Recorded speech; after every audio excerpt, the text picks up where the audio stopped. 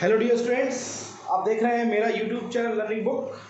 हम लोगों ने आज के टॉपिक में मॉर्निंग में जो मैंने आपको पीडीएफ प्रोवाइड कराई थी, मॉर्निंग में जो वीडियो प्रोवाइड कराया था, उसमें आपसे जो क्वेश्चन डिस्कस किए थे वो सिग्निफिकेंट फिगर के और साइंटिफिक नोटेशन के कुछ क्वेश्चन दिए थे, और लॉ ऑफ कांस्टेंट कंपोजिशन या उसी को बोलते हैं लॉ ऑफ डेफिनिट प्रोपोर्शन, ये आपको डिफाइन किया था। आई होप कि आपको टॉपिक क्लियर हो गया होगा। क्लियर? अब हम लोग स्टार्ट करने चल रहे हैं। आज का जो हमारा टॉपिक है वो है लॉ ऑफ मल्टीपल प्रोपोर्शन। क्या है?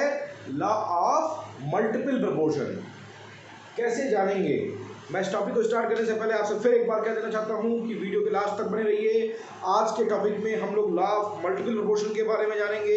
इसके साथ साथ आज मोल कॉन्सेप्ट के कुछ क्वेश्चंस करेंगे, और कम से कम 20 क्वेश्चंस आपको मैं दूंगा, जिसको आप इजी गोइंग करिए। नहीं कर पाएंगे तो उसका सोल्यूशन मैं नेक्स्ट डे आपको अवेलेबल कराऊंगा। क्लियर? पहला लेवल 1 के क्वेश्चन मैंने आपको प्रोवाइड कराए थे। आई होप कि आप उसको कर चुके होंगे। कुछ क्वेश्चन और मोल कॉन्सेप्ट के दूंगा। देखिए, हमें न्यूमेरिकल करने की जरूरत इसलिए है कि हमारा कॉन्सेप्ट उससे क्लियर होगा। थ्योरेटिकल पोर्शन तो हम रट ही लेंगे, हमें आ ही आएगा, लेकिन मेन चीज़ क्या है, हमें जो कॉन्सेप्चुअल क्वेश्चन है वो कैसे सॉल्व होंगे, इसके बारे में देखना। तो बने रहिए वीडियो के लास्ट तक। एक टॉपिक ये पढ़ाऊंगा, कुछ न्यूमेरिकल मोल कॉन्सेप्ट के कराऊंगा, और एक छोटा टॉपिक और पढ़ाऊंगा, वो वीडियो के लास्ट में ही आपको दिखाई देगा। चलिए, तो लॉ ऑफ मल्टीपल प्रोपोर्शन किसने दिया था? Given by John Dalton. John Dalton, अभी आपने पढ़ा था लॉ ऑफ डिफरेंट प्रोपोर्शन, तो वो किसने दिया था? Law of different proportion was given by Joseph Proust, आपको बताया था मैंने। और law of conservation of mass किसने दिया था? Law of conservation of mass दिया था एंटोनी लेवाइजर ने। लॉ ऑफ मल्टीप्लिकेशन क्या कहता है? कहता है कि when it states that when two element, कितने एलिमेंट्स? Two elements. यहीं से देखिए लिमिटेशन स्टार्ट है। इसका मतलब law of multiple proportion prove करने के लिए कितने एलिमेंट्स आपके पास होने चाहिए? 2 एलिमेंट। एक एलिमेंट से law of multiple proportion proof नहीं होगा। तो पहला लिमिटेशन आपको मिला। Clear? When two element combines to form two or more than two compound, two or more compounds, मतलब वो दोनों एलिमेंट आपस में मिलकर के कम से कम 2 कंपाउंड तो बनाने ही चाहिए। अगर वो 2 कंपाउंड नहीं बना रहे हैं तो सेकंड लिमिटेशन आपको मिला कि अगर 2 एलिमेंट हैं, मतलब अगर कोई पूछे लॉ ऑफ मल्टीप्लिकेशन के लिए क्या होना चाहिए, तो मिनिमम 2 एलिमेंट रिक्वायर्ड है। फिर अगला क्या कंडीशन है कि 2 या 2 से अधिक कंपाउंड वो आपस में कंबाइन करके 2 या 2 से अधिक कंपाउंड बनाए। फिर then the different mass of one element which combine different mass of, उनमें से किसी एक का मास फिक्स कर दिया जाए अगर, तो क्या होगा? तो क्या हो गया कि 2 एलिमेंट जब आपस में कंबाइन करते हैं, 2 या 2 से अधिक कंपाउंड बनाते हैं, तो उसमें से किसी एक एलिमेंट जिसका कि डिफरेंट मास दूसरे एलिमेंट जिसका कि फिक्स मास के साथ जब कंबाइन करता है, जो एलिमेंट डिफरेंट मास वाला था उसके जो मास का रेशियो आता है mass of other element be a simple whole number ratio. Simple whole number clear है? सिंपल होल नंबर रेशियो मिलेगा। आइए इसका एग्जांपल समझते हैं। जैसे फॉर एग्जांपल यही देखते हैं, हाइड्रोजन एंड ऑक्सीजन, ये 2 एलिमेंट हैं, ये कंबाइन कर रहे हैं, H2O बना रहे हैं और H2O2 बना रहे हैं। दोनों एक ही 2 ही एलिमेंट से बने ना, हाइड्रोजन और ऑक्सीजन से, तो 2 एलिमेंट से बने हैं और 2 कंपाउंड बना रहे हैं। आइए देखते हैं। H2O में रेशियो आपको पता है कि H2O में रेशियो हाइड्रोजन का 2 हो गया और ऑक्सीजन का कितना हो गया? 16 हो गया। ठीक है? तो आप यहाँ पे देख सकते हैं कि हाइड्रोजन और ऑक्सीजन, यहाँ हाइड्रोजन 2 हो गया, ऑक्सीजन का मास कितना होता है? 16। हाइड्रोजन यहाँ पे कितना है? 2। ऑक्सीजन कितना हो जाएगा? 32। कह रखा है कि when 2 elements, so 2 elements combines to form 2 or more compound, 2 compound बनाए कि नहीं बनाए? 2 कंपाउंड बनाए। then the different mass of one element, that is here different mass है ना, यहाँ देखिए 16 है, यहाँ कितना है? 32 है। which combines with a fixed mass of other element, देखिए यहाँ पे हाइड्रोजन का मास क्या है? फिक्स कर दिया हमने, तो क्या होगा? Be a simple whole number ratio. क्या हो रहा है? सिंपल होल नंबर रेशियो, मतलब इसका मास फिक्स है तो ऑक्सीजन के मास का रेशियो निकालिए। H2O में ऑक्सीजन के मास का रेशियो अगर देखा जाए तो 16 है, और H2O2 में ऑक्सीजन के मास का रेशियो 32 है, तो 16:32 को क्या लिखते हैं 1:2। जरा बताइए दोनों में ऑक्सीजन का रेशियो क्या आया 1:2, मतलब जो सेकेंड एलिमेंट है जिसका मास डिफरेंट था उसका जो रेशियो आएगा एक दूसरे के रिस्पेक्ट में दोनों कंपाउंड में, वो क्या आएगा सिंपल होल नंबर रेशियो आएगा। तो आपको आई होप कि आप मल्टीपल प्रोपोर्शन, मल्टीपल इसीलिए बोलते हैं इसमें, क्यों, क्योंकि दो आपस में मिल रहे हैं और उससे दो या दो से अधिक कंपाउंड बन रहे हैं, तो इससे क्लियर हो जाना चाहिए कि विच कंबाइंस एक एलिमेंट जिसका डिफरेंट मास था ऑक्सीजन, वो किससे कंबाइन करा fix mass of one element, तो क्या होगा उसका जो रेशियो होगा, क्या बोला other element bear a simple whole number ratio with one another, दोनों में ऑक्सीजन में क्या है simple whole number ratio depend कर रहा है। इसको नोट कर लीजिए, फिर इसके बहुत सारे एग्जांपल्स मुझे अब आपको देने हैं। क्लियर है? आई होप कि डियर स्टूडेंट्स आपको law of conservation, law of multiple proportion समझ में आ गया होगा। आइए इसके एग्जांपल्स देखते हैं। पहला एग्जांपल अभी मैंने बताया हाइड्रोजन ऑक्सीजन का। अब हम कार्बन ऑक्सीजन लेते हैं। कार्बन और ऑक्सीजन आपस में कंबाइन करेंगे तो एक बनाएगा कार्बन मोनोऑक्साइड और दूसरा बनाएगा कार्बन डाइऑक्साइड। दिख रहा है कि नहीं दिख रहा है आपको? एक कार्बन मोनोऑक्साइड बनाएगा और एक क्या बनाएगा कार्बन डाइऑक्साइड।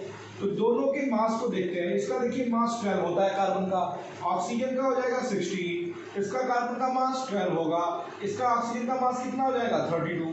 तो क्या हुआ, मैंने बोला था कि when two element combines to form two or more than two compounds, then the elements having different mass combines with a fixed mass। fixed mass देखिए यहाँ कार्बन का मास दोनों में क्या है सेम है, तो जरा इन दोनों ऑक्सीजन का रेशियो देख लीजिए। रेशियो क्या आया, दोनों की ऑक्सीजन का रेशियो जो आएगा, इसका 16 है और इसका कितना है 32। इसका रेशियो बताइए कितना आया, इसका रेशियो आया, it implies that 1:2, that is simple whole number ratio, है या नहीं है? इसका मतलब कि ये लॉ जो है वो एकदम से क्या है सही है। क्लियर हो गया? आइए दूसरा एग्जांपल देखते हैं। ये देखिए सल्फर एंड ऑक्सीजन, सल्फर और ऑक्सीजन कंबाइन करता है तो आपको पता होना चाहिए एक बनता है सल्फर डाइऑक्साइड और एक बनता है सल्फर ट्राइऑक्साइड, डाइऑक्साइड और ट्राइऑक्साइड। यहाँ सल्फर का मास 16, ऑक्सीजन का मास एक का कितना होता है, ऑक्सीजन का मास एक का 16 होता है, सॉरी सल्फर का मास 32 और ऑक्सीजन का मास आपको पता है 16 × 2 कितना हो जाएगा 32। भाई सल्फर का एटॉमिक नंबर 16 होता है तो मास कितना होगा 32। ऑक्सीजन के एक एटम का मास कितना होगा 16, तो 16 × 2 32। यहाँ देखिए यहाँ 32 और यहाँ कितना जाएगा 3 टाइम्स, तो 16 3 जा 48। तो मैंने क्या बोला था कि when two element combines to form two or more than two compounds, then जो एलिमेंट डिफरेंट मास वाला होगा वो फिक्स मास के साथ कंबाइन करेगा तो क्या होगा उसका डिफरेंट प्रोपोर्शन आएगा। अब देखिए 32 और 48। यहाँ देखिए सल्फर का मास फिक्स है तो ऑक्सीजन के मास का रेशियो कितना आ रहा है 32:48। तो रेशियो देखिए कितना आया, बोलिए भाई, ये आया 16 2 जा और 48 3। तो ratio simple whole number ratio आया कि नहीं आया 2:3। ये भी एग्जांपल क्लियर हो गया होगा कि जो ऑक्सीजन का कंबाइनिंग रेशियो था वो क्या है फिक्स मास ऑफ सल्फर के साथ दोनों एलिमेंट्स दोनों कंपाउंड्स में वो क्या रहा है सिंपल होल नंबर रेशियो आ रहा है। नोट करिए इसको। डियर स्टूडेंट्स अगला एग्जांपल जो हमारा है वो नाइट्रोजन एंड ऑक्सीजन से मिलकर बना हुआ है। बहुत ही इंपॉर्टेंट है और कंपटीशन में बहुत ज़्यादा नीट में और आईआईटी में पूछा जाता है कि नाइट्रोजन के ऑक्साइड का एग्जांपल किस लॉ से मैच करता है, तो लॉ ऑफ रेसिप्रोकल मोशन। जब नाइट्रोजन के ऑक्साइड आपस में कंबाइन करते हैं तो 5 टाइप्स ऑफ ऑक्साइड बनाते हैं। ये देखिए पहला N2O, दूसरा NO, तीसरा N2O3, चौथा N2O4, पांचवा N2O5। ठीक है, ये N2O is the nitrous oxide that is laughing gas. आप लाफिंग गैस के बारे में पढ़े होंगे। N2O ये हो जाएगा nitric oxide, NO is nitric oxide, N2O3 is nitrogen trioxide, N2O4 is nitrogen dioxide that is nitrogen tetroxide, N2O5 is nitrogen pentoxide. तो नाइट्रोजन और ऑक्सीजन आपस में कंबाइन करके कितने टाइप के ऑक्साइड बनाते हैं 5 टाइप्स के ऑक्साइड बनाते हैं। आइए इनका मास देखते हैं, सबका अलग अलग देखते हैं। मास ऑफ नाइट्रोजन, तो मास ऑफ नाइट्रोजन चेक करते हैं सब में जल्दी। अगर इसमें मास ऑफ नाइट्रोजन देखा जाए तो 2 है, एक नाइट्रोजन का मास होता है 14, तो 2 का कितना हो जाएगा 28। एक नाइट्रोजन का मास 14, यहाँ पे 28, यहाँ पे 28, यहाँ पे 28। क्लियर। मास ऑफ ऑक्सीजन देखिए, मास ऑफ ऑक्सीजन देखिए सर, यहाँ पे 16, यहाँ पे 16, यहाँ पे देखिए 3 है तो 48, यहाँ पे कितना है आपका, यहाँ पे ऑक्सीजन है ना भाई, 4 टाइम है तो 64, और यहाँ पे 5 टाइम है तो कितना हो जाएगा 80। मास तो हो जाएगा। अब देखिए दोनों के मास में कहीं सिमिलरिटी नहीं आ रही है, किसी का फिक्स मास नहीं है, लेकिन नाइट्रोजन में सबका फिक्स है, केवल एक का फिक्स नहीं है। तो हम ऐसी कंडीशन में क्या करेंगे, अभी तक जितना एग्जांपल बताया सब में कुछ, सब में एक का मास फिक्स आ रहा था, अब हम क्या करेंगे, किसी एक का मास फिक्स करेंगे। तो हम नाइट्रोजन के मास को फिक्स करेंगे, fix mass of nitrogen, fix mass of nitrogen. तो नाइट्रोजन का मास फिक्स करते हैं, सबको हम 14 ग्राम कर देते हैं। कितना कर देते हैं 14 ग्राम कर देते हैं। सबके मास को हमने 14 ग्राम कर दिया है। तो देखिए हमने क्या किया, जब तक मास फिक्स आ रहा था एक एलिमेंट का तो कोई प्रॉब्लम नहीं थी, जब नहीं आएगा तो किसी एक का मास फिक्स करेंगे और उसके रेशियो में दूसरे का मास निकालेंगे। यहाँ देखिए सबका मास फिक्स आ रहा था, केवल एक का नहीं आ रहा था। तो हमने किया क्या, हमने एक का मास 14 था, उसी रिस्पेक्ट में सबका मास 14 कर दिया। अब देखिए तो मास ऑफ ऑक्सीजन क्या आएगा भैया, मास ऑफ ऑक्सीजन, यहाँ देखिए जब 28 अकॉर्डिंग टू फार्मूलाज, जब 28 ग्राम नाइट्रोजन था तो कितना ऑक्सीजन था 16 ग्राम, दिख रहा नहीं दिख रहा। जब 28 ग्राम नाइट्रोजन था तो ऑक्सीजन कितना था 16 ग्राम। तो जब 14 ग्राम हो जाएगा तो कितना हो जाएगा, सिंपल सी बात है 8 ग्राम हो जाएगा ना भाई, आधा हो जाएगा उसका। ऐसे यहाँ 14 ग्राम था तो कितना था 16 ग्राम था, तो अभी भी कितना है 14 है तो कितना रहेगा 16 रहेगा। यहाँ देखिए 28 था तो 48 था, 28 था तो 48 ग्राम रिएक्ट कर रहा था, तो 14 ग्राम होगा तो कितना रिएक्ट करेगा, आधा हो जाएगा। तो 48 का आधा कितना होता है 24। ऐसे 28 था तो 64 था, तो 14 होगा तो कितना हो जाएगा 32। 28 था तो कितना था 80 था, तो 14 होगा तो कितना हो जाएगा 40 हो जाएगा। आप देख रहे हैं कि हमने क्या किया, जब मास फिक्स नहीं आ रहा था तो किसी एक एलिमेंट का मास हम क्या करेंगे फिक्स करेंगे। हमने एक का मास फिक्स कर दिया, दूसरे वाले का रेशियो निकाल लिया। जैसे ही दूसरे वाले का रेशियो निकाले तो आप अगर ध्यान से इसके रेशियो को, सिंपल होल नंबर रेशियो को चेक करें तो मास ऑफ ऑक्सीजन का रेशियो क्या आ रहा है, जरा देखा जाए 8:16:24:32:40। दैट इज, अगर आप इसको सिंप्लीफाई करें तो 1:2:3:4:5, that is simple whole number ratio. तो सिंपल होल नंबर रेशियो आया कि नहीं आया। तो नाइट्रोजन के oxides law of multiple proportion को क्या करते हैं, फॉलो कर रहे हैं या नहीं कर रहे हैं। तो नाइट्रोजन के ऑक्साइड्स को आप देख रहे होंगे कि हमने क्या किया, फिर से एक बार समझ लीजिए। नाइट्रोजन की कुल मिला के कितने टाइप के ऑक्साइड होते हैं, 5 टाइप्स के। एक नाइट्रोजन ये होता है nitrous oxide, that is laughing gas, nitric oxide, nitrogen try oxide, nitrogen tetra oxide, nitrogen penta oxide. सब में नाइट्रोजन के मास आपको दिखाई दे रहे हैं, उस हिसाब से हमने मास रख लिया। 2 था तो 28, 1 था तो 14, 2 था तो 28, 2 28, 2 28। सबका मास तो फिक्स है, लेकिन यहाँ मास नहीं फिक्स था। तो हमने क्या किया, सबके मास को फिक्स करने के लिए इसका मास है क्या कर लिया, फिक्स कर लिया। अब मास ऑफ ऑक्सीजन आपको यहाँ से दिख रहा था, वो मास रख लिया यहाँ पे। तो जब हमने इसके मास को फिक्स किया तो उसी के रेशियो में इसको भी देखेंगे, ऑक्सीजन के मास को भी। 28 था तो 16 था तो 14 ये तो कितना हो जाएगा 8 हो जाएगा। 14 था तो 16, 14 तो 16, 28 तो 48 तो 14 तो 24।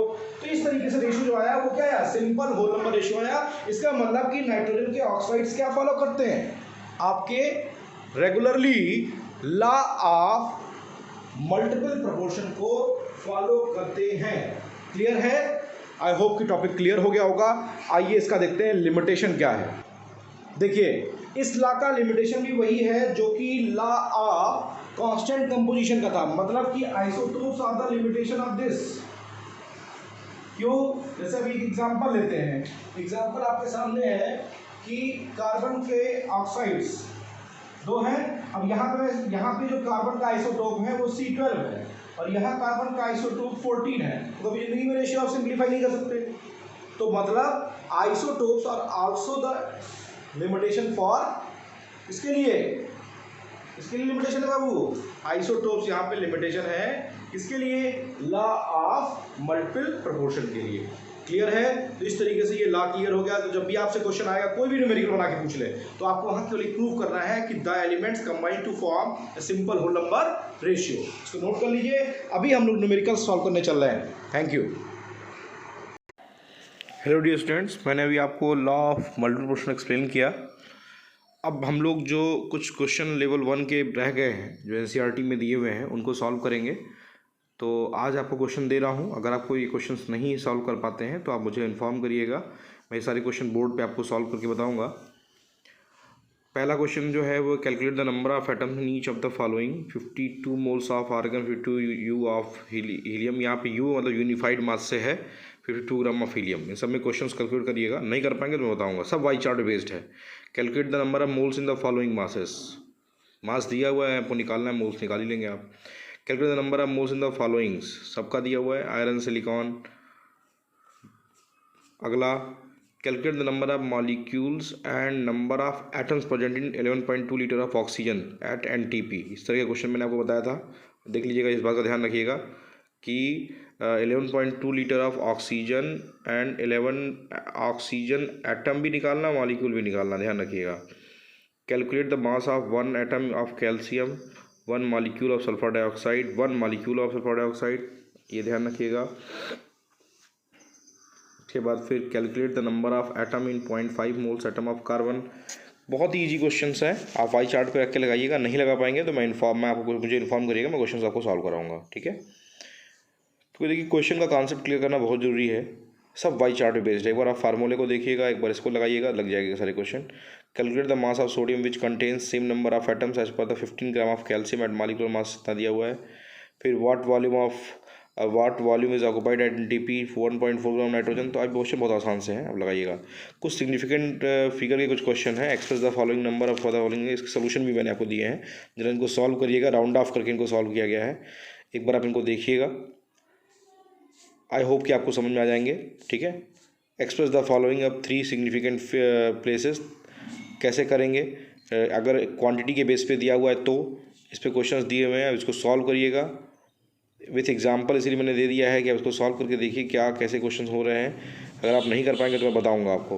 How many significant figure should be present in the following question. कभी कभी होता है न्यूमेरिकल देता है और कहता है इसका सिग्निफिकेंट फिगर करिए, तो पहले उसको सॉल्व करते हैं, तब सिग्निफिकेंट फिगर आता है कि the number of significant figure is 0.112, least number of significant figure निकालना रहता है, ठीक है।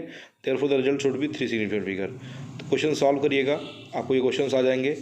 कुछ क्वेश्चन मैंने आपको ऑब्जेक्टिव दिए हैं 1 वर्ड के, और पहले ये सारे क्वेश्चन सिग्निफिकेंट फिगर के बेस्ड पे हैं, इसको लगा डालिएगा जिससे आपका सिग्निफिकेंट फिगर का कॉन्सेप्ट एकदम से क्लियर हो जाए, ठीक है। इनके आंसर्स भी नीचे दिए हुए हैं, आप इनके आंसर्स भी देख लीजिएगा।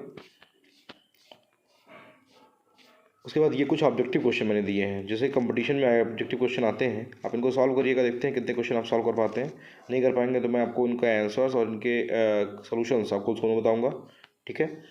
तो इस तरीके से आप लोगों ने इन्फॉर्म मुझे नहीं किया कि सर आप क्या वीडियो आप 1 घंटे का चाहते हैं। अगर आप चाहते हैं तो मुझे इन्फॉर्म करिए, मैं आपको 1 घंटे का वीडियो बना के दूंगा, ज़्यादा से ज़्यादा टॉपिक कवर करूंगा। लेकिन तभी हो पाएगा ऐसा जब आप क्वेश्चंस को ज़्यादा से ज़्यादा सॉल्व करेंगे, ठीक है। आपको अगर कोई प्रॉब्लम इसमें आ रही क्वेश्चंस में तो मुझे इन्फॉर्म करिए, न्यूमेरिकल सारे सॉल्व कराऊंगा आपको, ठीक है।